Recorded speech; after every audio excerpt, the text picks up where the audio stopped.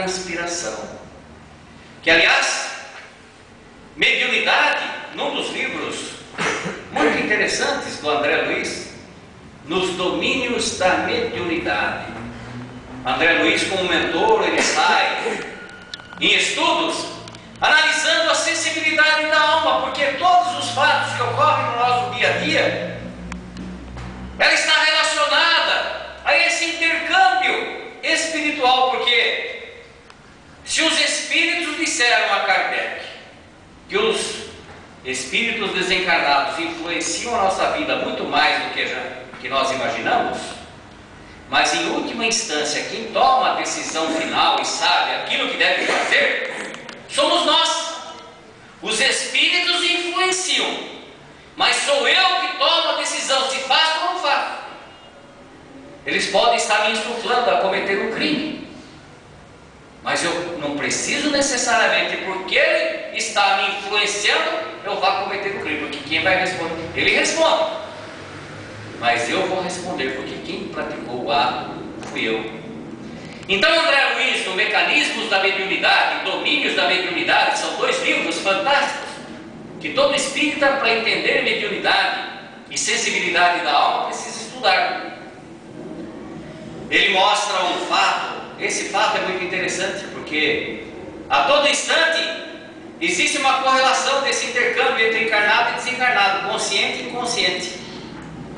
Isso é o dia a dia, é a presença do espírito. Ele chega em um jornal em São Paulo, ele não diz qual o jornal, mas era um grande jornal de São Paulo. E nos Domínios da Mediunidade foi psicografado na década de 40, 50, há muito tempo. E eles entram na redação do jornal, está no final do dia, quando eles estão fechando a pauta, estão fechando as matérias do jornal, que à noite ia para as rotativas, para o dia seguinte ir para as bancas. E tem lá um repórter. Esse repórter ele é muito famoso, porque ele escreve uma coluna nesse jornal, que é uma das colunas mais lidas. Era uma coluna de fofocas. Uma coluna em que esse repórter, ele escreve o lado ruim das pessoas famosas. Ele tece críticas, ele fala coisas negativas. E o povo gosta. O jornal era mais lido, a coluna dele era mais lida, por quê? Nós ainda nos comprazemos com as coisas negativas. Por que esses programas de televisão, antigamente era jornal, agora é televisão que é o veículo que mais divulga, que mais contribui para a nossa formação educacional e moral? As escolas, infelizmente, estão fracassando, o ensino está muito fraco, mas a televisão entra em todos os lares e traz programas de qualidade duvidosa. Nós podemos, em qualquer lugar do Brasil, o lugar mais remoto que você possa imaginar, pode faltar tudo. Na casa mais miserável, pode faltar o fogão, a geladeira, pode faltar até cama para dormir, mas a televisão não falta. Então a televisão é o veículo que entra em todos os lares. E a gente se compraz com programas de cultura inútil, programas de valores duvidosos, que influenciam o nosso dia a dia e os costumes, principalmente dos jovens. Então, esse rapaz, esse repórter, ele está escrevendo, e só escrevia coisas ruins, e o povo gostava de ler. Então podemos imaginar, quando a gente assiste um programa de televisão ruim, que só fala coisas ruins, que só dá notícia ruim, de baixo nível, e está cheio, né? Programas de baixo nível. Qual é a companhia espiritual que está conosco? Porque nós estamos ligados mentalmente, estamos dando campo mental para espíritos que estão na mesma sintonia, que também se comprazem com aquilo. Então André Luiz chega, se aproxima daquele repórter, e ele está começando, que ele precisa escrever a coluna, mas naquele dia ele está assim, sem ideia nenhuma. O que é que eu vou escrever hoje? E o mentor disse para o André: presta atenção que vai acontecer agora. E o André fica prestando atenção, observa que as ideias não fluem. E de repente se aproxima um espírito um aspecto assim muito trevoso. Envolve num abraço aquele repórter, toma a mão dele, mentalmente estabelece uma ligação, porque eles estão ligados mentalmente. E aí o repórter começa a ter ideias, começa a fluir ideias, e ele vai escrevendo. Ele escreve toda a coluna em poucos minutos, só coisa ruim. O André fica abismado e o mentor fala para ele: está vendo? Cada um de nós, em qualquer momento, nós estamos sendo instrumentos, nós estamos sendo médiums. Quando nós encontramos uma pessoa, que a pessoa fala uma coisa ruim, a gente devolve aquela coisa ruim, nós estamos sendo um instrumento negativo. Quando uma pessoa está numa situação difícil, que a gente dá um bom conselho, nós estamos sendo instrumentos do bem. Nós não estamos sozinhos. O que a gente precisa ter consciência é que nós nunca estamos sozinhos. Nós elegemos a companhia espiritual. Aliás, tinha um amigo meu, ele dizia, eu nunca esqueço, Amilcar Del Chiaro. Quem conheceu Amilcar Del Chiaro, hein? Aquele homem extraordinário, um homem que fez uma obra. Ele teve o problema do mal de Hansen, não se deixou vencer pelo mal de Hansen, teve as pernas cortadas, ninguém sabia que ele tinha a perna brincando. Aquele homem que não teve a oportunidade de estudar, escreveu não sei quantos livros, mas passou de 10 livros. Uma ocasião, em uma palestra, ele fazia palestras lindas, ele esteve no Caminho da Luz algumas vezes, e ele disse o seguinte: as pessoas querem ser médiuns de psicofonia. Qualquer um de nós pode ser médium de psicofonia. Você quer ser um médium de psicofonia? Começa falando coisas boas, dando bons conselhos, palavras elevadas, palavra de carinho, de amor, de respeito. No começo você pode achar que está sozinho, mas em seguida terá alguém te inspirando a falar coisas boas, a transmitir ideias felizes. Você está sendo um médium sem saber, um médium de psicofonia. Quer ser um médium de psicografia? Comece a escrever coisas boas, mensagens positivas, mensagens de alegria, mensagens de amor, de positivismo. Você pode pensar que você está escrevendo sozinho, mas de repente você vai começar a perceber que ideias começam a fluir da sua cabeça, porque não é mais você que está escrevendo, você não está mais sozinho. Então, em qualquer situação, quando nós nos imbuímos de bons propósitos, de ideias altruístas, de ideias felizes, nós nunca estamos sozinhos. E quando é em favor do bem, do amor, da caridade, Jesus está conosco. Estamos sendo instrumentos de amor em nome do Cristo. E aí vamos ter presença de espíritos felizes a influenciar a nossa vida, e nós vamos percebendo que a nossa vida começa a se modificar pelo lado bom. Aliás, nas grandes empresas hoje, eles estão focados no lado antigamente emocional, agora espiritual. Isso na década de 60, normalmente as grandes multinacionais, eles descobriram que quando precisavam contratar um executivo de alto escalão, eles aplicavam alguns testes para identificar o QI, que era o quociente de inteligência. E durante muito tempo, o quociente de inteligência era o fator determinante para executivos de alto nível. Precisava ter um QI elevado, era o fator que determinava a contratação daquele profissional. Na década final da década de 80, início da década de 90, eles descobriram que não bastava o quociente de inteligência, porque pessoas inteligentes que não têm controle emocional, que são desequilibradas, fazem um mal danado quando direcionam a sua energia para o lado ruim. Muitas empresas sofreram desfalques e eles começaram a perceber que o quociente de inteligência não era suficiente. Identificaram o quociente emocional. Então, além do QI, tinha que ter o QE. A pessoa tinha que ter emoção controlada, equilibrada, aliada à inteligência, ao quociente inteligente. Essa pessoa podia ser um grande executivo, trazer resultados para as empresas. No início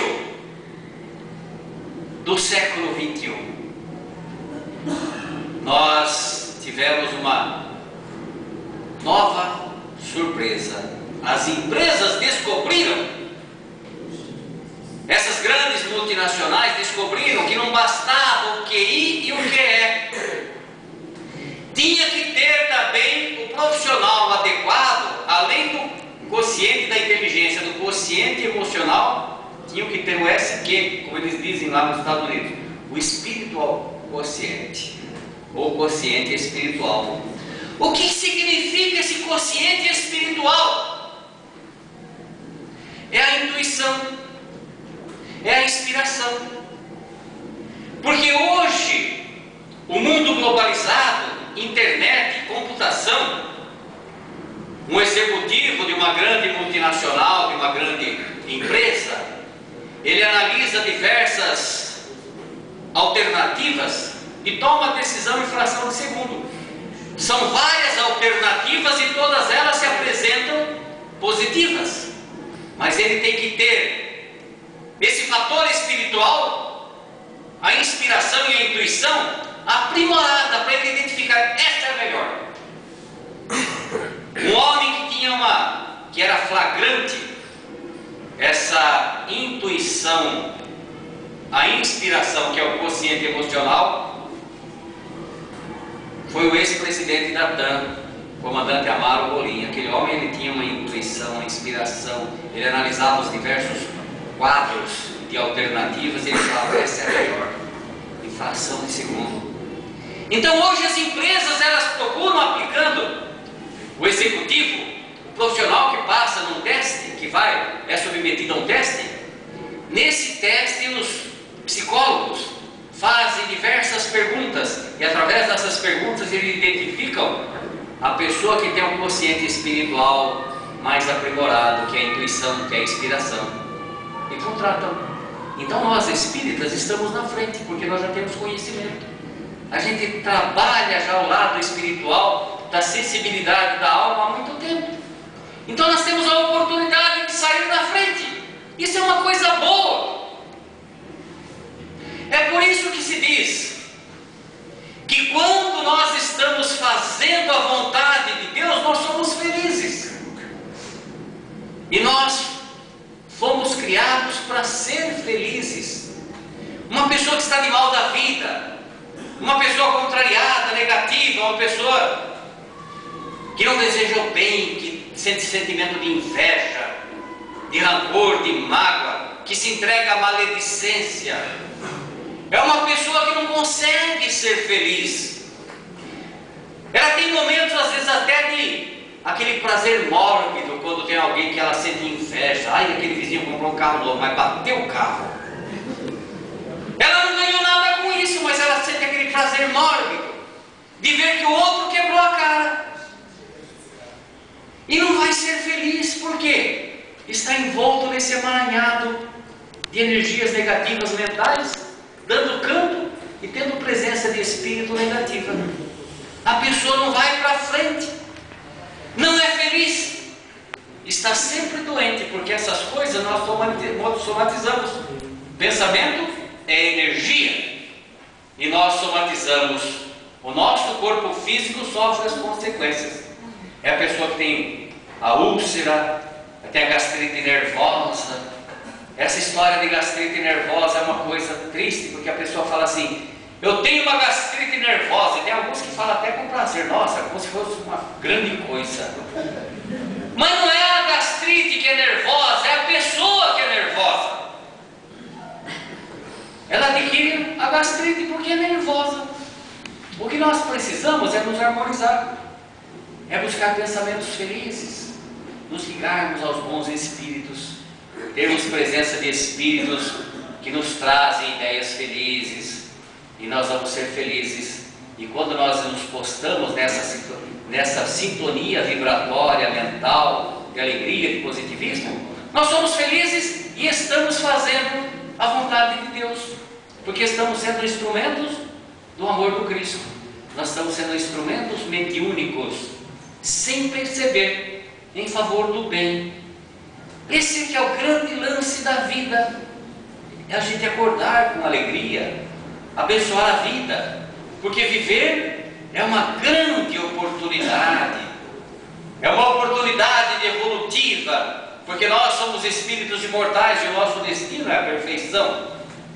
Nessa trajetória em direção à perfeição, o espírito vive essa grande aventura, porque a vida é uma grande aventura.